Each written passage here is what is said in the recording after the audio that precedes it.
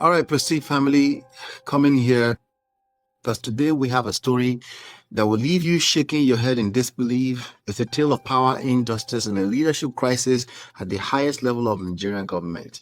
Let me paint you a picture. Imagine walking into your office one morning only to find that your desk, your chair, everything has been moved without your consent.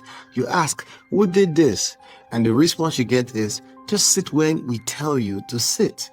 Now, let's be honest, would you just accept that or would you demand to know why?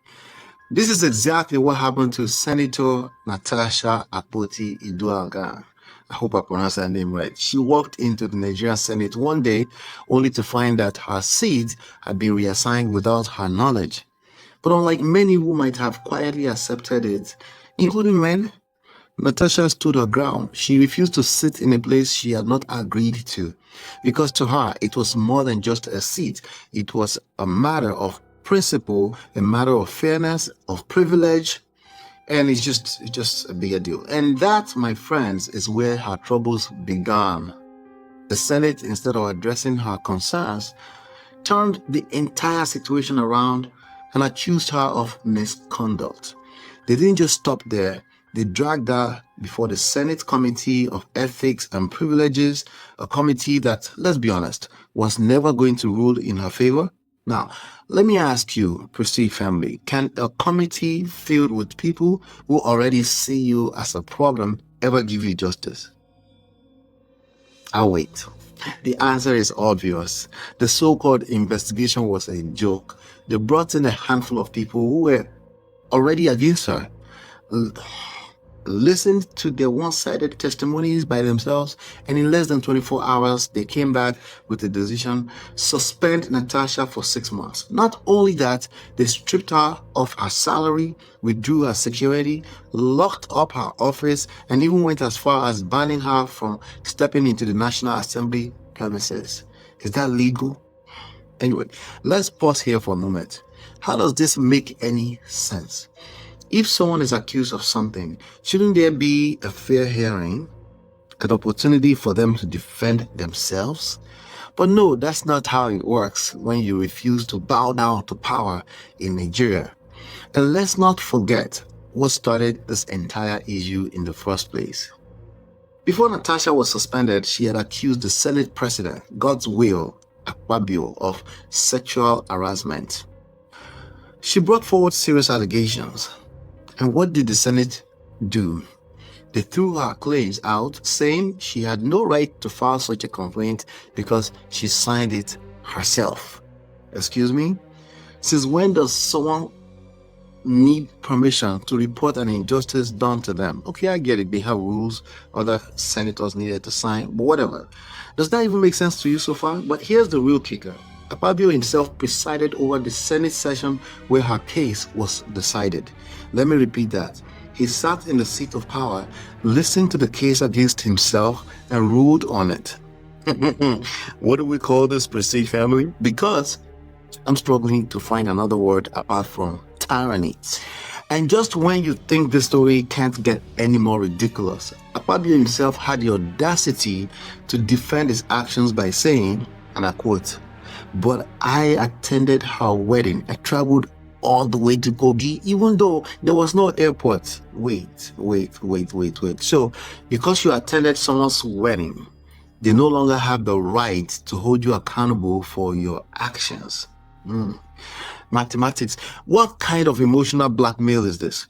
And let's not ignore the larger agenda at play here.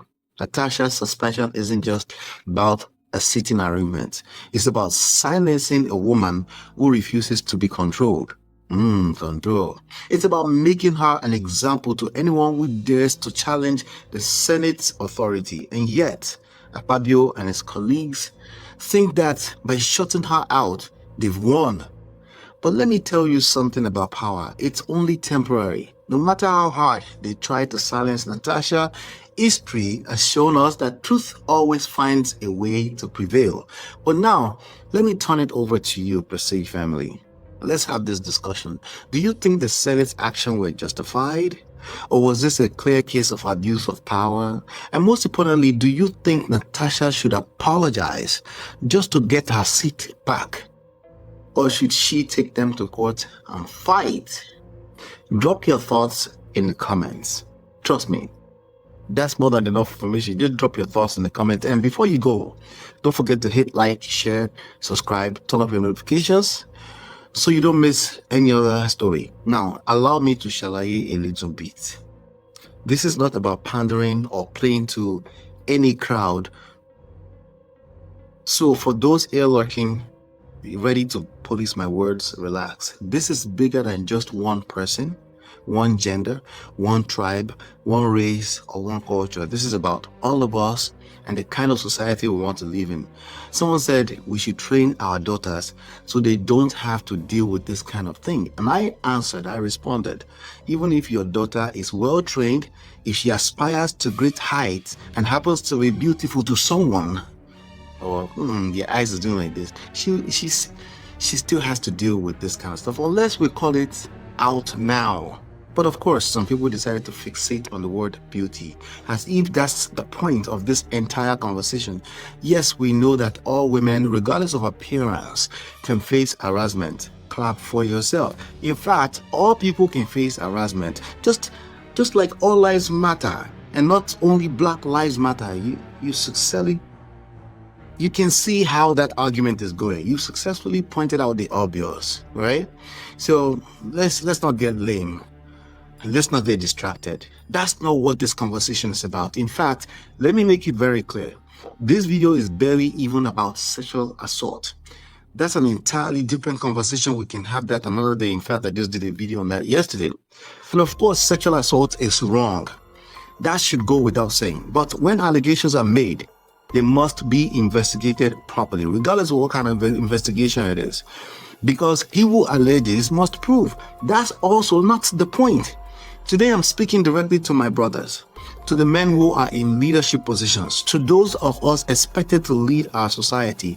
Allegations, accusations, and crisis will always come with the territory of leadership. Listen to me. Crisis will always come with the territory of leadership. It's inevitable, but what matters is how we handle them. And right now, we need to do better. What we just witnessed in the Senate, the suspension of NATASHA akpoti-uduaghan, is a masterclass in how not to handle a crisis. Instead of acting with wisdom, patience, and fairness, they put on a disgraceful display of power, defensiveness, and outright cowardice. That's what this conversation is about. Each allegation, each crisis must be handled with dignity, respect, and a proper investigation, not with knee-jerk reactions and a desperate attempt to silence the accuser. Because when leaders respond like this, they don't just damage their own reputation. They expose their own guilt. They indict themselves. And that's the real issue here. So, Prestige family, let's talk about it. Should true leadership involve handling accusations with openness and accountability? Or is the Senate shut it down approach the way forward? Drop your thoughts in the comments. And before you go, don't forget to hit like, share, subscribe, turn up your notifications, follow everywhere, Twitter, Facebook, right here on YouTube, everywhere. So you don't miss out on anything that's coming next. One last question. I want to know if you were paying attention.